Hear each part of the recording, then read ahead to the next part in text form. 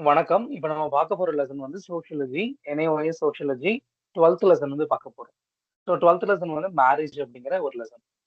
So ஏன் சோசியாலஜில வந்து marriage அப்படிங்கிற லெசன் வருது அப்படின்னு பார்த்தோம்னா, சோசியாலஜி அப்படிங்கிறது என்னன்னா, இட் இஸ் சொசைட்டில ஒரு பெர்சன் இன்னொரு பெர்சன் கூட ஒரு இண்டிவிஜுவல் வந்து இன்னொரு இண்டிவிஜுவல் கூட பேசினாலோ, ஒரு வகையில ஒரு இன்ஃபர்மேஷன் ஷேர் பண்ணிக்கிறாலோ, எக்ஸ்சேஞ்ச் பண்ணிக்கிட்டாலோ, தட் இஸ் கால்ட் சொசைட்டின்னு சொல்றோம். அப்பதான் ஒரு சொசைட்டி ஒரு ஃபார்ம் ஆகுது. அந்த சொசைட்டில ரொம்ப முக்கியமானது ஒரு ஃபேமிலி. அந்த ஃபேமிலி உருவாகுறதுக்கு காரணமா இருக்கிறது ஒரு மேரேஜ் அப்படிங்கிறது தான். ஒரு ஹஸ்பண்ட் அண்ட் ஒய்ஃப்க்கு உண்டான ஒரு சோசியல் அப்ரூவலோட நடக்கிற ஒரு விஷயம் தான் சோசியல் இன்ஸ்டிடியூஷனான ஒரு மேரேஜ் அப்படிங்கிற ஒரு கான்செப்ட். ஸோ மேரேஜ் அப்படிங்கிறது ஒரு சோசியல் இன்ஸ்டிடியூஷன். அது யாரோட அப்ரூவல் நடக்கணும்? சோசியல் சோசியல் அப்ரூவலோட நடக்கணும். அதாவது சோசியல் அப்ரூவல்னா இப்போ மேரேஜ்னா என்ன? ஒரு மேரேஜ் நடத்துறோம் அப்படின்னா எல்லாத்தையும் கூப்பிட்டு தான் பண்ணுவோம். நிறைய பேர் கூப்பிட்டு சொந்தக்காரங்க, அப்புறம் ஃப்ரெண்ட்ஸ் எல்லாம் கூப்பிட்டு தான் பண்ணுவோம். ஸோ அப்படி இருக்கும்போது என்னன்னா, ஒரு நிறைய பேருடைய சோஷியலைசேஷன் ப்ராசஸ் அப்படிங்கிறது அங்க நடக்குது. ஒருத்தர் இன்னொருத்தர் பேசுறோம். இந்த ஒரு எக்ஸ்சேஞ்ச் பண்ணிக்கிறோம். ஃபீலிங்ஸ் ஷேர் பண்ணிக்கிறோம். இது எல்லாமே வந்து சோஷியலைசேஷன்ல ரொம்ப முக்கியமானது. ஒரு சொசைட்டில இந்த ஒரு சமூகமயமாக்கல் அப்படிங்கிறது இருந்தா தான் ஒரு சொசைட்டி அப்படிங்கிறது இருக்கும். அந்த வகையில மேரேஜ் அப்படிங்கிறது சொசைட்டில ஃபேமிலி அப்படிங்கிறது ஒரு பேசிக் யூனிட் ஆஃப் சொசைட்டி. அந்த ஃபேமிலி ஸ்டார்ட் ஆகறதுக்கு, ஃபேமிலி ஃபார்ம் ஆகறதுக்கு பேஸா இருக்கிறது பார்த்தீங்கன்னா, மேரேஜ் அப்படிங்கிற இந்த சோசியல் இன்ஸ்டிடியூஷன் தான். ஓகேவா? ஸோ இந்த மேரேஜ் வந்து யூசுவலி 2 ஆப்போசிட் ஜெண்டருக்கு இடையில நடக்கும். ஒண்ணு வந்து மேல் அண்ட் ஃபீமேல் அப்படிங்கிற 2 பேர். அதாவது ஒரு பிரைட் அண்ட் க்ரூம் அப்படிங்கிறவங்க இருக்கணும். அப்பதான் தட் இஸ் கால்ட் மேரேஜ் அப்படிங்கிறது. ஸோ ஃபர்ஸ்ட் வந்து மேரேஜ்னா என்னன்னு பார்த்தோம் அப்படின்னா, marriage is an institution to satisfy physical, psychological, social, cultural and economic needs of men and women. So men and விமனுக்கு இடையிலான ஒரு நீட்ஸை வந்து சாட்டிஸ்ஃபை பண்ணிக்கிறதுக்கான ஒரு அமைப்பு அப்படிங்கிறது தான், இன்ஸ்டிடியூஷன் அப்படிங்கிறது தான் நமக்கு இந்த மேரேஜ் அப்படிங்கிறது. என்னென்ன வகையில நம்ம சாட்டிஸ்ஃபை பண்ணிக்கிறோம்? பிசிக்கலா இருக்கலாம், சைக்காலஜிக்கலா இருக்கலாம், சோஷியல், கல்ச்சுரல், எக்கனாமிக்கல்னு நிறைய இருக்கு. இதெல்லாம் சாட்டிஸ்ஃபை பண்றது தான் மேரேஜ் அப்படின்னு சொல்றாங்க. ஸோ இந்த வகையில ஒரு இவங்களுக்கு ஹஸ்பண்ட் அண்ட் ஒய்ஃப்க்கு இடையிலான ஒரு ரிலேஷன்ஷிப் உருவாகுது. அதுலருந்து நாங்க ஒரு சில்ட்ரன் வந்து ப்ரொடியூஸ் ஆகுறாங்க. ரீப்ரொடக்ஷன் நடக்குது. அதுக்கப்புறம் ஒரு ஃபேமிலி அப்படிங்கிறது ஃபார்ம் ஆகுது. ஸோ ஃபேமிலி நமக்கு தெரியும் இல்லையா? யூசுவலி ஹஸ்பண்ட் ஒரு ஒரு அப்பா, அம்மா, அவங்களுடைய குழந்தைங்க இருந்தா அது இஸ் ஃபேமிலி. ஸோ ஃபேமிலில டைப்ஸ் ஆஃப் ஃபேமிலி இருக்கு. நியூக்ளியர் ஃபேமிலினா அப்பா, அம்மா, குழந்தைங்க மட்டும் இருப்பாங்க. ஜாயிண்ட் ஃபேமிலினா கூடவே வந்து கிராண்ட் பேரண்ட்ஸ் இருப்பாங்க. ஓகே. நெக்ஸ்ட் ஒரு மேரேஜ் நடந்ததுக்கு அப்புறமா 2 பேரும் ஒரு ரிலேஷன்ஷிப்ப ஷேர் பண்ணிக்கிறாங்க. அதாவது நெறைய ரெஸ்பான்சிபிலிட்டீஸ் வர ஆரம்பிக்குது. அப்புறம் குழந்தைங்க பிறந்ததுக்கு அப்புறம் அவங்கள வளர்த்து, அவங்களையும் ஒரு சிட்டிசனா வந்து சொசைட்டில கொண்டு வரக்கூடிய ஒரு வாய்ப்பு அப்படிங்கிறது, ஒரு ஒரு ஆப்பர்ச்சுனிட்டி அல்லது வந்து அவங்களுடைய கடமை அப்படிங்கிறது இந்த பேரண்ட்ஸ்க்கு அப்படிங்கிறது இருக்கும். ஓகே. நெக்ஸ்ட் பாத்தீங்கன்னா, டைப்ஸ் ஆஃப் மேரேஜ் போயிட்டோம் அப்படின்னா, டைப்ஸ் ஆஃப் மேரேஜ்ல வி ஹேவ் 2 டைப்ஸ்ல நம்ம கிளாஸிஃபை பண்ணலாம். ப்ராட்லி கிளாஸிஃபை பண்றதுல 2 டைப். ஒண்ணு வந்து நம்பர் ஆஃப் மேட்ஸ். ஸோ எத்தன பேர் இருக்காங்க அப்படிங்கிறத வச்சு பிரிக்கலாம். இன்னொரு வகை எப்படி அப்படின்னா, வேஸ் ஆஃப் அக்வயரிங் மேட்ஸ். எப்படி மேட்ஸ தேர்ந்தெடுக்கிறோம் அப்படிங்கிறத பொறுத்து we can classify marriage into 2 types. ஓகேவா? ஸோ அந்த நம்பர் ஆஃப் மேட்ஸ வச்சு பிரிக்கும்போது, அதுல வி ஹேவ் 2 டைப்ஸ். ஒண்ணு வந்து monogamy and polygamy. So monogamy அப்படின்னா, மோனோனா 1ன்னு அர்த்தம். கேமி அப்படின்னா மேரேஜ்ன்னு அர்த்தம். ஸோ அதாவது ஒரே ஒரு மேன் வந்து ஒரு விமன மேரேஜ் பண்ணாங்க அப்படின்னா, தட் இஸ் கால்ட் மோனோகமி அப்படிங்கிறது. ஒரே சேம் டைம்ல ஒரு மேன் ஒரு ஒரு ஒய்ஃபையோ, ஒரு விமனையோ, ஒரு விமன் வந்து ஒரு மேனையோ வந்து மேரேஜ் பண்ணியிருந்தாங்க அப்படின்னா, that is called monogamy. So டிவோர்ஸ்க்கு அப்புறம் மறுபடியும் மேரேஜ் பண்ணாலும் அது மோனோகமி தான். பட் சேம் டைம்ல இருந்துச்சு அப்படின்னா, சேம் டைம்ல ஒரு மேனுக்கு பதிலா 2 மேன் அல்லது ஒரு விமனுக்கு பதிலா 2 விமன் அந்த மாரி மேரேஜ் பண்ணியிருந்தாங்க அப்படின்னா, தட் இஸ் கால்ட் பாலிகமி அப்படிங்கிற ஒரு டைப்ல வரும். ஓகே. ஸோ சேம் டைம்ல இருந்தா. ஓகே. ஸோ பாலிகமின்னு பார்த்தோம் இல்லையா? அதாவது சேம் டைம்ல 2 விமனோ, அதுக்கு மேல விமன்ஸோ மேரேஜ் பண்ணியிருந்தாலோ, 2, 3 மேன வந்து மேரேஜ் பண்ணியிருந்தாலோ, இந்த மாதிரி சிச்சுவேஷன்ல வந்து பாலிகமின்னு சொல்லுவோம். இந்த பாலிகமிய இன்னும் சப்டிவைட் பண்றாங்க. 2 டைப்பா பண்றாங்க. ஒண்ணு பாலிக்னி அப்படிங்கிறது. இன்னொன்னு வந்து பாலியாண்ட்ரி அப்படிங்கிறது. பாலிக்னி அப்படின்னு என்னன்னா, பாலினா மெனின்னு பார்த்தோம். கினி அப்படின்னா ஃபீமேல். அதாவது polygamy is that form of marriage in which a man is married to more than one woman. So ஒரு மேனுக்கு நெறைய மல்டிபிள் வைஃப்ஸ் இருப்பாங்க இல்லையா? 2 வைஃப் இருப்பாங்க, 3 வைஃப் இருப்பாங்க. இதெல்லாம் வந்து இதுக்கு பாலிகமிக்கு எக்ஸாம்பிள். ஸோ இந்த பாலிகமி எக்ஸாம்பிள் பார்த்தோம் அப்படின்னா, ஹிஸ்டாரிக்கலா சொல்றாங்க. நெறைய ட்ரைபல் சொசைட்டி, நெறைய பழங்குடியின மக்கள் இந்த மாரி வந்து மேரேஜ் பண்ணிக்கிறாங்கன்னு சொல்றாங்க. ஆல்சோ லார்ட் ராமருடைய அப்பா வந்து தசரதருடைய மனைவி பார்த்தீங்கன்னா, 3 பேர் நம்ம பார்க்கிறோம். ஸோ அந்த வகையில இது ஒரு எக்ஸாம்பிள். நெக்ஸ்ட் பாலியண்ட்ரி அப்படின்னு பார்க்கும்போது அப்படியே ஆப்போசிட்டா, அதாவது ஒரே ஒரு விமன நிறைய மேன் வந்து மேரேஜ் பண்ணிக்கிட்டாங்க அப்படின்னா தட் இஸ் கால் பாலியண்ட்ரி அப்படிங்கிறது. ஸோ இது வந்து சில ட்ரைபல் சொசைட்டிஸும் இது பண்ணிக்கிறாங்கன்னு சொல்றாங்க. அதாவது உத்தரச்சல்ல இருக்கிற காஸ் அப்படிங்கிற ஒரு கம்யூனிட்டி வந்து இந்த மாதிரி மேரேஜ் பண்ணிக்கிறாங்க. அதே மாதிரி இந்த பாலியாண்ட்ரிலேயே 2 டைப்ஸ் ஆஃப் பாலியாண்ட்ரி இருக்கு. என்ன அப்படின்னா, ஒண்ணு ஃப்ராட்டர்னல் பாலியாண்ட்ரி, இன்னொன்னு நான் ஃப்ராட்டர்னல் பாலியாண்ட்ரி. ஸோ ஃப்ராட்டர்னல் பாலியாண்ட்ரி அப்படின்னா, பிரதர்ஸ மேரேஜ் பண்ணிக்கிறாங்க அப்படின்னா, அதாவது ஒரு விமன் வந்து தன்னோட பிரதர்ஸ வந்து ஹஸ்பண்டா மேரேஜ் பண்ணிக்கிறாங்க அப்படின்னா வந்து திஸ் கால் ஃப்ராட்டர்னல் பாலியாண்ட்ரி. அதாவது பிரதர்ஸ் அப்படின்னா ஒரு 2, 3 பிரதர்ஸ அப்புறம் மேரேஜ் பண்ணிக்கிட்டாங்க அவங்க ஹஸ்பண்ட்ஸா அப்படின்னா தட் இஸ் கால் ஃப்ராட்டர்னல் பாலியாண்ட்ரி. அதுக்கு எக்ஸாம்பிள் பாத்தீங்கன்னா, மகாபாரதால வரக்கூடிய திரௌபதி. திரௌபதியில வந்து 5 பாண்டவாஸ மேரேஜ் பண்ணிக்கிட்டாங்க இல்லையா? சோ அந்த திரௌபதி அப்படிங்கிறவங்க. சோ அது எக்ஸாம்பிள். நெக்ஸ்ட் நான் ஃப்ராட்டர்னல் பாலியாண்ட்ரிக்கு நாயஸ் ஆஃப் கேரளா அப்படிங்கிறது எக்ஸாம்பிள் சொல்றாங்க. சோ இந்த அவங்க வந்து விமன்ஸ் அப்படிங்கிறவங்க பிரதர்ஸ மேரேஜ் பண்ணிக்க மாட்டாங்க. பட் நிறைய மேன மேரேஜ் பண்ணிப்பாங்க. சோ இவங்க நான் ஃப்ராட்டர்னல் பாலியாண்ட்ரில வருவாங்க. ஓகே. சோ இந்த மாதிரி டைப்ஸ் பார்த்துக்கோங்க. இந்த ஒரு சார்ட் போட்டு குடுத்துருக்காங்க பாத்தீங்களா? மேரேஜ் வந்து 2 டைப்ஸ். ஒண்ணு மோனோகமி, பாலிகமி. சோ இந்த மோனோகமில ஒண்ணு தான். பாலிகமினா மெனி. சோ இந்த பாலிகமில 2 டைப் இருக்கு. பாலிகனி, பாலியாண்ட்ரி. சோ இந்த பாலியாண்ட்ரில 2 இருக்கு. ஃப்ராட்டர்னல் பாலியாண்ட்ரி, நான் ஃப்ராட்டர்னல் பாலியாண்ட்ரி அப்படிங்கிறது. ஓகேவா? நெக்ஸ்ட் பார்க்கணும் அப்படின்னா, next rules of spouse selection. So ஒரு மேன் வந்து ஒரு விமனையோ, ஒரு விமன் வந்து ஒரு மேனையோ செலக்ட் பண்ணும்போது சில ரூல்ஸ் எல்லாம் இருக்கு. சோ இவங்கள தான் மேரேஜ் பண்ணிக்கணும்னு ஒரு ரெஸ்ட்ரிக்ஷன்ஸ் இருக்கு இல்லையா? ப்ரொஹிபிஷன் இருக்கு. அது என்னன்னு பார்க்கலாம். ஃபர்ஸ்ட் வந்து மோஸ்ட்லி வைட்லி எல்லா இடத்துலயும் இருக்கிற ஒரு சில ப்ரெவலன்ட்டான ப்ரொஹிபிட்டிவ் ரூல்ஸ் குடுத்திருக்காங்க. ஃபர்ஸ்ட் வந்து இன்செஸ்ட் டாபு. அதாவது என்ன அப்படின்னா, ஒரு ஃபேமிலிக்குள்ளேயே மேரேஜ் பண்ணிக்கிறது. அதாவது ஒரு என்னென்னலாம் மோஸ்ட்லி என்ன பண்ணியிருப்பாங்க, ஒரு ஒரு சன் வந்து மதர மேரேஜ் பண்றது தப்பு. ஒரு பிரதர் வந்து சிஸ்டர் மேரேஜ் பண்றது தப்பு. தென் ஃபாதர் வந்து டாட்டர் மேரேஜ் பண்றது தப்பு. இதெல்லாம் வந்து இன்செஸ்ட் டாபுன்னு சொல்லக்கூடிய ஒரு வகையான ப்ரோஹிபிட்டிவ் ரூல்ஸ்ல வருது. சோ இது இன்செஸ்ட் டாபுன்னு சொல்றாங்க. ஆல்சோ சில இடத்துல வந்து நார்த் இந்தியால மேரேஜ் கசின்ஸையும் மேரேஜ் பண்ணிக்கூடாது. மதருடைய பிரதர் அதாவது தாய் மாமன் மேரேஜ் பண்ணிக்கிற வழக்கம் சவுத் இந்தியால இருக்கு. பட் நார்த் இந்தியால அது இல்ல அப்படின்னு சொல்றாங்க. ஸோ நெக்ஸ்ட் பாத்தீங்கன்னா எக்ஸோகமி அப்படிங்கிற ஒரு ஆப்ஷன் இருக்கு. இது ஒரு ப்ரோஹிபிட்டிவ் ரூல். என்ன அப்படின்னா, தன்னுடைய குரூப்ல இருந்து, தன்னுடைய சொசைட்டி குரூப்ல இருந்தோ, தன்னுடைய கம்யூனிட்டி குரூப்ல இருந்தோ, தன்னுடைய காஸ்ட் குரூப்ல இருந்தோ, அல்லது தன்னுடைய ஃபேமிலி குரூப்ல இருந்தோ இல்லாம வெளிய இருந்து மேரேஜ் பண்ணிக்கூடாது அப்படிங்கிறது சிலர் வந்து நினைக்கிறாங்க. அதாவது வெளிய ஒரு காஸ்ட்ல இருந்து மேரேஜ் பண்ணிக்கூடாது. இல்ல வெளிய ஒரு ரிலிஜன் இருந்து மேரேஜ் பண்ணிக்கூடாது அப்படின்னு நினைக்கிறாங்க. ஸோ இதெல்லாம் எக்ஸோகமின்னு சொல்றாங்க. எக்ஸோனா அவுட் சைடு அர்த்தம். Next endogamy. எண்டோகமி அப்படின்னா வித்தின் த கம்யூனிட்டி. அவங்க சோசியல் குரூப்குள்ளேயே வந்து மேரேஜ் பண்ணிக்கிறது. ஸோ இது வந்து எண்டோகமி அப்படின்னு சொல்றாங்க. ஸோ மோஸ்ட்லி வந்து நிறைய ஆ என்ன சொல்றது ட்ரைபல் கம்யூனிட்டிஸ் வந்து எண்டோகமியா தான் இருப்பாங்க. அவங்க கம்யூனிட்டிக்குள்ளேயே தான் மேரேஜ் பண்ணிப்பாங்க மோஸ்ட்லி. ஸோ முஸ்லிம்ஸும் அதே மாரி தான். அவங்களுடைய ஷியா அந்த சன்னி முஸ்லிம்ஸ்ன்னு 2 டைப் இருக்கு முஸ்லிம் குரூப்ல. அந்த ஷியா முஸ்லிம்ஸ் தான் மேரேஜ் பண்ணிப்பாங்க. சன்னி முஸ்லிம்ஸ் அப்படின்னா, சன்னி முஸ்லிம்ஸோட தான் மேரேஜ் பண்ணிப்பாங்க. அதே மாரி தான் ஹிந்துஸும் அதே மாரி தான். ஆ நெக்ஸ்ட் வந்து கிறிஸ்டியன்ஸும் அதே மாரி தான். கேத்தோலிக்கா இருந்தாங்க அப்படின்னா, கேத்தோலிக் கிறிஸ்டியன்ஸ் வந்து கேத்தோலிக்க மட்டும் தான் மேரேஜ் பண்ணிப்பாங்க. புரோட்டஸ்டன்ட்ஸ் வந்து புரோட்டஸ்டன்ட்ஸ்குள்ள மட்டும் மேரேஜ் பண்ணிப்பாங்க. ஸோ இந்த மாரி வந்து இருக்கு. நெக்ஸ்ட் பாத்தீங்கன்னா, ஹைப்பர்கமி அண்ட் ஹைப்போகமி அப்படிங்கிற 2 இருக்கு. இது இந்தியாவுக்கு மட்டும் பொருந்தக்கூடிய ஒரு விஷயம். ஹைப்பர்கமி அப்படின்னா, அனுலோமா அப்படிங்கிற ஒரு டெர்ம்ல சொல்றாங்க. தென் ஹைப்போகமி அப்படின்னா பிரதிலோமான்னு சொல்றாங்க. ஹைப்பர்கமினா ஒரு பாய் வந்து அப்பர் காஸ்ட்ல இருக்க ஒரு பாய் வந்து லோவர் காஸ்ட்ல இருக்க ஒரு ஒரு பொண்ண மேரேஜ் பண்ணணும் அப்படின்னா, தட் இஸ் கால்ட் ஹைப்பர்கமின்னு சொல்றது. அந்த பையன் வந்து அப்பர் காஸ்ட்ல இருக்கான். அந்த பொண்ணு வந்து லோவர் காஸ்ட்ல இருக்காங்க. அதாவது ஒரு பிராமின் பாய் வந்து ஒரு லோவர் காஸ்ட்ல இருக்கிற ஒரு பொண்ண வந்து மேரேஜ் பண்ணாங்க அப்படின்னா, தட் இஸ் கால்ட் ஹைப்பர்கமி. தென் ஹைப்போகமி அப்படின்னா, ஒரு ஆ அப்பர் காஸ்ட்ல இருக்கிற ஒரு பொண்ணு வந்து லோவர் காஸ்ட்ல இருக்கிற ஒரு பையன மேரேஜ் பண்றது. ஓகே. சோ இது வந்து ஹைப்போகமில வரும். அதாவது hence it is not possible for a Brahmin girl to marry lower caste or Varna boy to accept from the society. So இந்த மாரி பண்ணக்கூடாது. அக்செப்டன்ஸ் கிடைக்காது. சொசைட்டி வந்து அப்ரூவல் குடுக்காது அப்படின்னாலும், இந்த மாரி இப்படி நடக்கக்கூடிய வாய்ப்புகள் இருக்கு. பட் இதெல்லாம் ப்ரோஹிபிட்டட் அப்படின்னு சொல்லிட்டு, சில குழுக்கள், சில குரூப்ஸ் வந்து நினைக்கிறாங்க அப்படின்னு சொல்றாங்க. Next prescriptive and preferential rules. So இதுல பாத்தீங்கன்னா, பிரெஸ்கிரிப்டிவ் சொல்லியிருக்காங்க. The above discussion has made you aware about the rules which about restrictions on some of selections. There are some other rules which give preference to certain type of alliance over others. So these customs which prescribe or direct implicitly as to whom one should marry or prefer to marry are called prescriptive rules.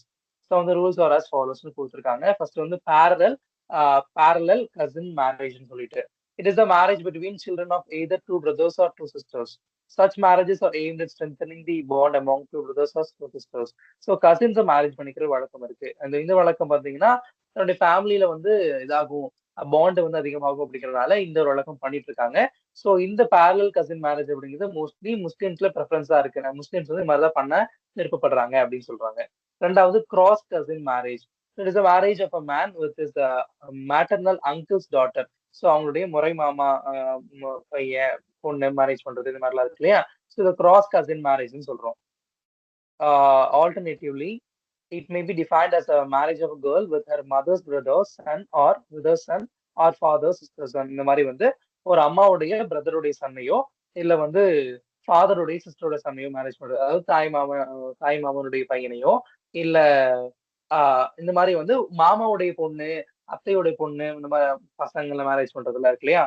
Mostly நடக்கிறது தான். இதை வந்து cross cousin மேரேஜ்னு சொல்றோம். Okay. This form has been preferred form of marriage in several parts of India, such as among Gons of Madhya Pradesh. Madhya Pradeshல இருக்கிற Gons அப்படிங்கிற people and Oron and Karya tribes of Jharkhand. So இவங்க எல்லாருமே இது ப்ரெஃபரன்ஷியலா பண்றாங்கன்னு சொல்றாங்க. This is also practiced in Maharashtra. மகாராஷ்டிரால இந்த வழக்கம் இருக்கு. Maternal uncle is prescribed meet among some South Indian Hindus. Maternal uncle அப்படின்னு பார்க்கும்போது முறை மாமா, அதாவது தன்னுடைய இந்த மாதிரி இந்த அம்மாவுடைய தம்பியோ அல்ல அண்ணனையோ மேரேஜ் பண்றது வந்து முறை மாமான்னு சொல்லுவோம் இல்லையா? அந்த வழக்கம் சவுத் இந்தியால இருக்கு அப்படின்னு சொல்றாங்க. நெக்ஸ்ட் லிவரேட். லிவரேட் அப்படின்னு ஒரு ஆப்ஷன் இருக்கு. Levirate is the custom in which a widow marriage her husband's brother. அதாவது ஹஸ்பண்ட் இறந்துட்டாங்க அப்படின்னா அந்த விடோ அப்படிங்கிறவங்க, அந்த கைம்பெண் அப்படிங்கிறவங்க என்ன பண்ணுவாங்க அப்படின்னா ஹஸ்பண்டுடைய பிரதரை மேரேஜ் பண்ணிப்பாங்க. இந்த வழக்கமும் இருக்கு. இதை லிவரேட்னு சொல்றாங்க. ஜென்ரலி ஹஸ்பண்ட்ஸ் எங்க பிரதர் மேரேஜ் தி விடோ. மோஸ்ட்லி வந்து ஹஸ்பண்டோட எங்கர் பிரதர் தான் மேரேஜ் பண்ணுவாங்கன்னு சொல்றாங்க. This practice is prevalent among the Thoda of Nilgiri Hills. So நீலகிரியில தோடர்கள் அப்படிங்கிற அந்த பழங்குடியின மக்கள் இந்த வழக்கத்தை பண்றாங்க அப்படின்னு சொல்றாங்க. நெக்ஸ்ட் சொரரைட் அப்படிங்கிற ஒண்ணு இருக்கு. Sororate is the custom in which a widow marriage the எங்க sister of deceased wife. So wife இறந்துட்டாங்க அப்படின்னா அவங்களுடைய எங்க சிஸ்டர் மேரேஜ் பண்றது. ஒரு ஹஸ்பண்ட் வந்து ஒய்ஃபோடைய எங்க சிஸ்டர் மேரேஜ் பண்ணிப்பாங்க அவங்க இறந்ததுக்கு அப்புறம். It is generally found among the tribes of central India such as Gons or Baiga அப்படிங்கிற சென்ட்ரல் இந்தியால யூஸ்வலி வந்து ப்ராக்டிஸ் பண்றாங்க அப்படின்னு சொல்றாங்க. ஓகே. ஸோ இந்த டைப்ஸ்லாம் பார்த்துக்கோங்க. Next functions of marriage. So marriage அப்படிங்கிறது எந்த வகையில யூஸ்ஃபுல்லா இருக்கு, என்னென்ன ஃபங்க்ஷன்ஸ்லாம் பண்ணுது அப்படின்னு பார்த்தோம் அப்படின்னா ஃபர்ஸ்ட் வந்து satisfaction of sex. So sex வந்து ஒரு முக்கியமான விஷயமா இருக்கு, சோஷியல் அப்ரூவலா இருக்கிறனால ஸோ மேரேஜ்ல இது ஒரு ஃபங்க்ஷனா வந்து கொடுத்துருக்காங்க. ரெண்டாவது procreation nurturing of children. So குழந்தைகளை வந்து ரீப்ரொடக்ஷன் பண்ணி குழந்தைகளை பெற்றெடுத்து அவங்கள வளர்த்து சொசைட்டில ஒரு ஆளா கொண்டு வரணும் அப்படிங்கிறது முக்கியமான ஒரு கடமையா இருக்கு. A human child needs much more care and protection to survive than the offspring of animals. It is an important function of marriage to ensure the survival of the child. அதாவது மேரேஜ் அப்படிங்கிறது என்னன்னா ஒரு குழந்தையை பெற்றெடுத்து அவங்க வளர்க்கறதுக்கு ரொம்ப முக்கியமானதா இருக்குன்னு பார்த்தோம் இல்லையா? ஏன் அப்படின்னா மத்த சில்ட்ரனை விடவும், அதாவது அனிமலுடைய சைல்டை விடவும் ஹியூமன் சைல்டுக்கு அதிகமான கேர் அண்ட் ப்ரொடெக்ஷன் அப்படிங்கிறது தேவைப்படுது. அது இருந்தாதான் அந்த குழந்தை அப்படிங்கிறது நல்ல ஒரு சர்வைவ் ஆகி இந்த சொசைட்டில லிவ் பண்ண முடியும் அப்படிங்கிறது சொசைட்டில இருக்கிற ஒரு கஷ்டம். அதனால வளர்க்க வேண்டிய கடமை அப்படிங்கிறது இந்த மேரேஜ் மூலமா அந்த பேரண்ட்ஸ்க்கு அப்படிங்கிறது இருக்கு அப்படின்னு சொல்றாங்க. இந்த next economic cooperation security. So marriage அப்படிங்கிறது ஒரு எக்கனாமிக்கலா வந்து சில விஷயங்களை நம்ம கொண்டு வருது. அதாவது ஹஸ்பண்ட் ஒய்ஃப் வந்து வேலைக்கு போறதோ இல்ல வந்து அது மூலமா வந்து ஏர்ன் பண்றதோ அதை வச்சு ஃபேமிலியை ரன் பண்றது இது எல்லாமே வந்து அவங்களுடைய கடமையா மாறுது. Okay. Traditionally, only husband was supposed to earn money and the wife was expected to manage with his income.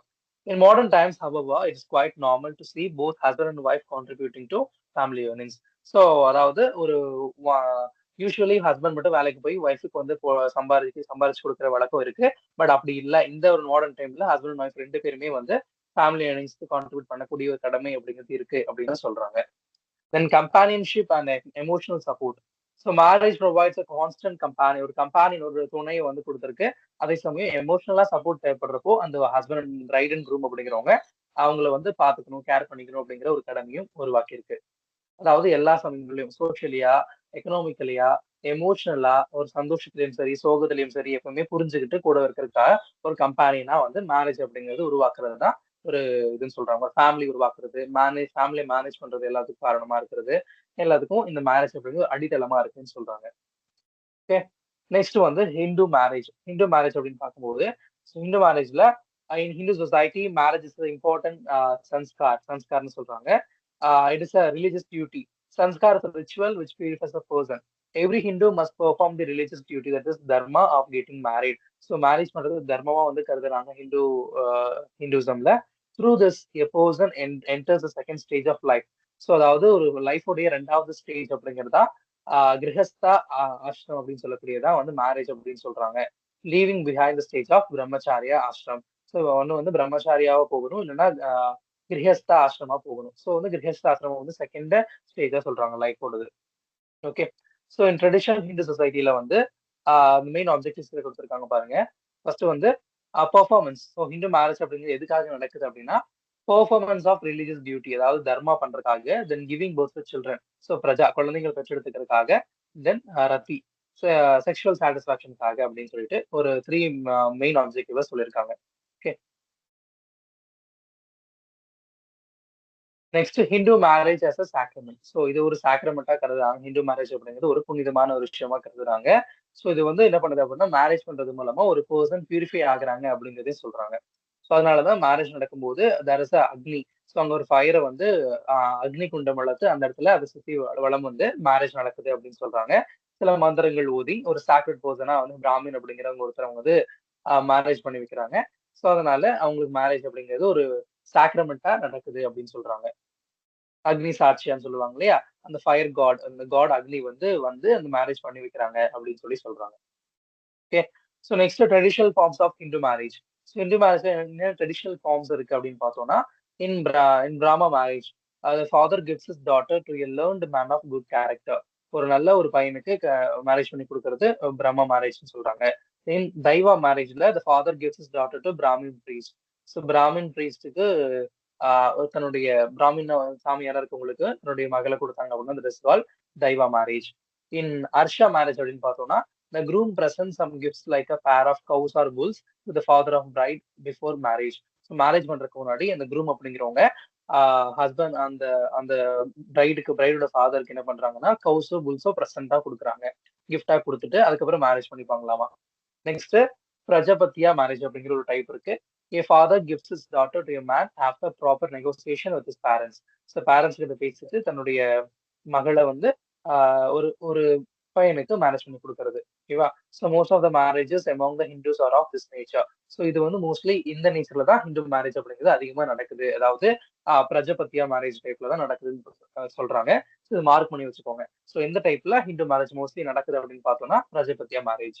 In Asura marriage பாத்தீங்கன்னா bride price is given by the groom to the bride father. So அதை வந்து விலை பேசி வாங்குறது, காசு கொடுத்து அந்த பெண்ணை வாங்கிப்பாங்க, பிரைடை வாங்குற ஒரு வழக்கம் இருக்கு. ஸோ இன் கந்தர்வ மேரேஜ் அப்படின்னு பார்த்தோம்னா the bride and the groom like each other and marry without taking the consent of parents. அதாவது பிரைட் அண்ட் groom வந்து ரெண்டு பேரும் பிடிச்சு மேரேஜ் பண்ணிப்பாங்க. அந்த அவங்களுடைய ரெண்டு பேரண்ட்ஸ்க்கும் கன்சென்ட் இருக்கணும் அப்படிங்கிற அவசியம் இல்லை அப்படின்னு சொல்றாங்க. ஸோ இது கந்தர்வ மேரேஜ்ல வரும்.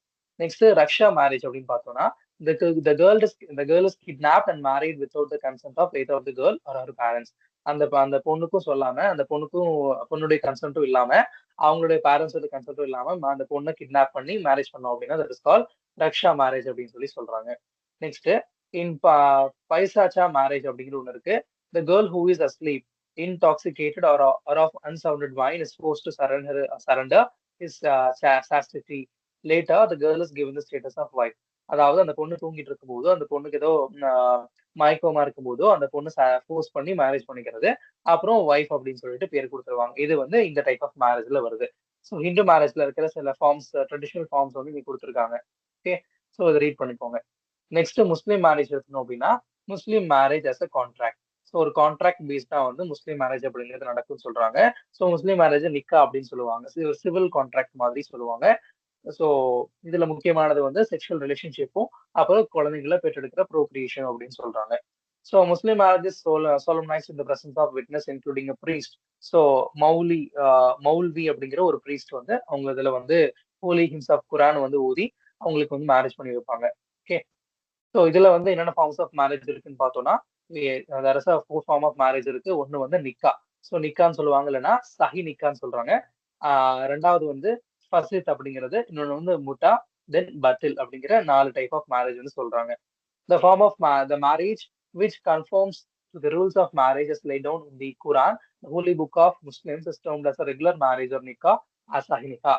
அதாவது குரான் எப்படி வந்து மேரேஜ் பண்ணணும்னு சொல்லுதோ அந்த வகையில மேரேஜ் பண்ணிருந்தாங்க அப்படின்னா தட் இஸ் கால் நிக்கா அல்லது சஹி நிக்கான்னு சொல்றாங்க. ரெண்டாவது, the marriage which fails to conform to few conditions initially is called irregular marriage or fasid. அதாவது the irregularity can be later removed and it can be converted to sahih nikah. அதாவது சில இனிஷியலா சில விஷயங்களை வந்து மேரேஜ் பண்ணும்போது அந்த குரான் சொல்ற விஷயங்களை கடைபிடிக்காம மேரேஜ் பண்ணிடுவாங்க. அதை வந்து ஃபசித் அப்படின்னு சொல்றாங்க. அப்புறம் லேட்டரா அந்த irregularities எல்லாம் ரிமூவ் பண்ணிட்டு அதை சஹினிக்காவா மாத்திக்கலாம் அப்படின்னு சொல்றாங்க. Okay, next Muslims also have the system of temporary marriage and it's call முதா. அதாவது ஒரு டெம்பரரியா ஒரு பர்டிகுலரா 1 இயர்க்கு மட்டும் மேரேஜ் பண்ணி இருக்கிறது. அப்புறம் அந்த பீரியட் முடிஞ்சோடனே அந்த கான்ட்ராக்ட் முடிஞ்சோடனே நம்ம வந்து வேற ஒருத்தர் மேரேஜ் பண்ணிக்கலாம். ஸோ இந்த மாதிரி கான்ட்ராக்ட் பேஸ்ட் மேரேஜ் சிஸ்டம் இருக்கு. ஓகே, ஸோ இது வந்து மியூட்டான்னு சொல்றாங்க. தென் பத்தில். Batil is that form of mating which cannot be regularized, but it violates certain basic principles of Muslim marriage.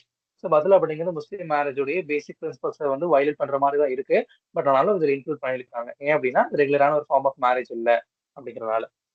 Then divorce or resolution of Muslim marriage. சில Muslim மேரேஜ்ல வந்து divorce எடுத்துக்கணும் அப்படின்னா என்னென்ன ப்ரொசீஜர்ஸ் இருக்குன்னு பாத்தீங்கன்னா, so divorce among Muslims is obtained by a very simple procedure. A husband can divorce by his wife by using the word talak thrice.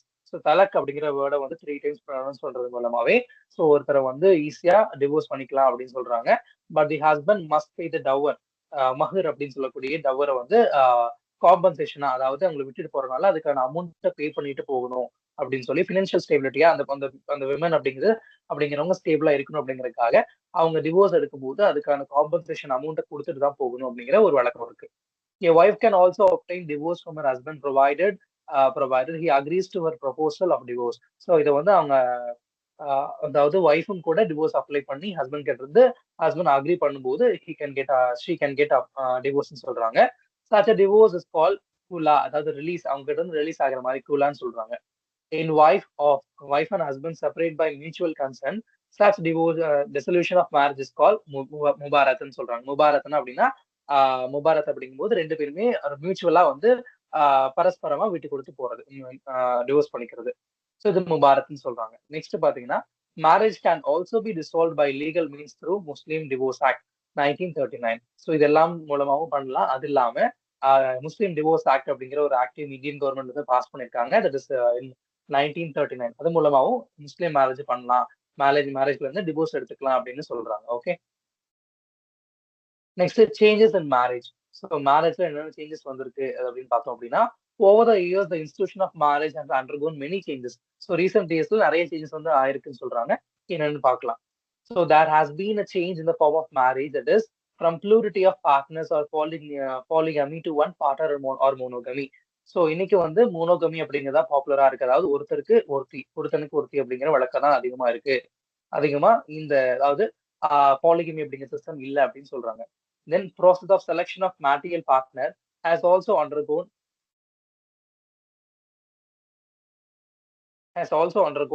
changes in many ways.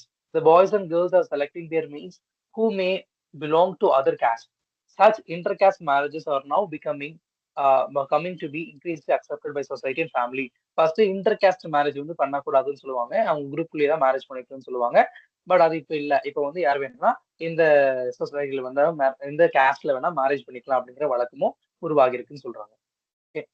Next special marriage act 1954 அப்படின்னு சொல்றாங்க. So இதுல வந்து inter caste and inter religious மேரேஜஸ்க்கு வந்து recognition வந்து கொடுத்துருக்காங்க Indian government. The boy and girl may marry in the presence of the marriage officer by signing a legal document மூலமா இதுக்கு சிவில்லா வந்து we can have marriage. Next, the selection of life partners is now done more and more by the boys and girls themselves on the basis of mutual attraction and similarity of nature, etc. The role of parents in the selection of mates is decreasingly especially in urban areas. So urban ஏரியாஸ்ல இந்த பேரண்ட்ஸோடைய concept இல்லாமே கூட so அவங்க விருப்பத்தின் பேர்ல அந்த பாய் and girl அப்படிங்கிறவங்க மேரேஜ் பண்ணிக்கிற ஒரு வழக்கம் உருவாகி இருக்குன்னு சொல்றாங்க. Okay, the criteria of selection has also undergone considerable change. Earlier, the elders of the family finalized the marriage proposal after considering family status, etc. So initially வந்து என்ன பண்ணிருந்தாங்க, ஒரு ஃபேமிலியுடைய ஃபினான்ஷியல் ஸ்டேட்டஸ் என்ன அப்படிங்கிறத பார்த்து அவங்களுடைய மதிப்பு என்ன அப்படிங்கிறத பார்த்து மேரேஜ் பண்ணி குடுத்தாங்க. பட் இப்போ ஸ்டேட்டஸ் அப்படிங்கிறது இம்பார்ட்டன்ட் அப்படின்னாலும் கூட, சில இடத்துல அத வந்து அவ்வளோ அக்செப்ட் பண்ணிக்கிறது இல்ல. ஸோ விருப்பு வெறுப்புகள வச்சு தான் மேரேஜ் ஆயிக்குது அப்படின்னு சொல்றாங்க. The boys and girls are getting married at later age. The Hindu Marriage Act 1955 has stipulated the boy must have completed 21 years and the girl must be over 18 years of age at the time of marriage. So, child marriage has been banned by the Child Marriage Restraint Act 1929. So, 1955ல வந்து ஒரு marriage act pass பண்ணிருக்காங்க. அதுல என்ன சொல்லியிருக்காங்க அப்படின்னா 21 years இருக்கணும் மேலுக்கு, 18 years வந்து ஃபீமேலுக்கு இருக்கணும். அப்பதான் மேரேஜ் பண்ணிக்கணும் அப்படின்னு சொல்றாங்க. அதுக்கு கீழ மேரேஜ் பண்ணணும் அப்படின்னு தட் இஸ் கால்ட் சைல்டு மேரேஜ்ன்னு சொல்றாங்க. இந்த சைல்டு மேரேஜ் ரெஸ்ட்ரைன்ட் ஆக்ட் பாத்தீங்கன்னா 1929 வந்து என்ன பண்ணுது, சைல்டு மேரேஜ் ஸ்டாப் பண்ணுது. The Hindu marriage was considered indissoluble earlier, but the Hindu Marriage Act 1955 has permitted divorce among the Hindus. So இது வந்து 1955ல இருக்கிற இந்த ஒரு ஆக்ட் பாத்தீங்கன்னா ஹிந்துஸ்க்கு என்ன சொல்றது அப்படின்னா டிவோர்ஸையும் வந்து பெர்மிட் பண்ணதா அமைஞ்சிருக்குன்னு சொல்றாங்க. But as a result, the stability of marriage has been adversely affected. But the good aspect of that is that the husband and wife can get rid of each other if they are mutually incompatible and happy. So இது வந்து ஒரு வகையில ஒரு தப்பா ஒரு அட்வர்ஸா affect பண்ணியிருந்தாலும் கூட ரெண்டு பேருக்கும் ஒரு சாதகமான ஒரு அமைப்பா வந்து மாறி இருக்கு. யார் வேணா ரெண்டு பேருக்கும் பிடிக்கல அப்படின்னா they can mutually இன்கம்ஃபர்டபுளா இருக்காங்க அப்படின்னா அன்ஹாப்பியா இருக்காங்கன்னா they can divorce. Widow remarriage has been permitted by the Hindu Widows Remarriage Act 1856. So அதாவது விடோஸ் வந்து மறுபடியும் மேரேஜ் பண்ணிக்கலாம் அப்படிங்கிற வழக்கம் ஃபர்ஸ்ட் இல்ல. அதை வந்து மறுபடியும் கொண்டு வந்திருக்காங்க. ஹிந்து விடோஸ் ரீமேரேஜ் ஆக்ட் மூலமா they bring. Okay. Next, the dowry demand is touching new heights among certain sections of society. Girls are being harassed and even killed by their in-laws for bringing insufficient dowry. The Dowry Prohibition Act 1961 has banned giving and taking of dowry. However, this act is not very effective. So dowry prohibition act அப்படிங்கிற ஒரு ஆக்டை pass பண்ணி அது மூலமா dowry கொடுக்கறதையும் வாங்குறது தடுத்திருக்காங்க.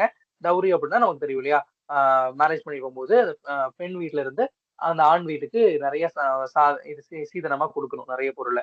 அதை வந்து அதனால நிறைய பிரச்சனைகள் வந்திருக்கு, நிறைய சண்டைகள் கொலைகள்லாம் வந்திருக்கு. அதனால வந்து இந்த ஆக்ட் பாஸ் பண்ணிருக்காங்க. பட் இந்த ஆக்ட் பாஸ் பண்ணியிருந்தாலுமே கூட இன்னும் அவ்வளவு எஃபெக்டிவா இல்ல அப்படின்னு சொல்றாங்க. Next, to fight dowry, caste, religious, and parental pressures, the educated boys and girls are going in for marriages by choice instead of accepting arranged marriages. அதனால இந்த மாதிரி டவுரி இருக்கு, கேஸ்ட், ரிலிஜியஸ் இருக்கு, பேரண்டல் ப்ரெஷர்ஸ் எல்லாம் இருக்கு. அப்படி இருக்கிறனால educated boys and girls வந்து இதெல்லாம் தவிர்த்துட்டு ஃபேமிலி கன்சர்ன் இல்லாம அரேஞ்ச் மேரேஜ் இல்லாம அவங்களுடைய ஓன் சாய்ஸ் ஆஃப் மேரேஜை அவங்க வந்து அக்செப்ட் பண்ணி எடுத்துக்கிறாங்க அப்படிங்கிறதையும் ஒரு சேஞ்ச் வந்து மேரேஜ்ல நடந்திருக்கு அப்படின்னு சொல்றாங்க.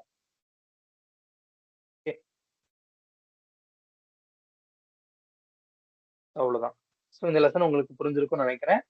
டவுட்ஸ் இருந்துச்சுன்னா நீங்க வந்து கேட்கலாம். தேங்க்யூ.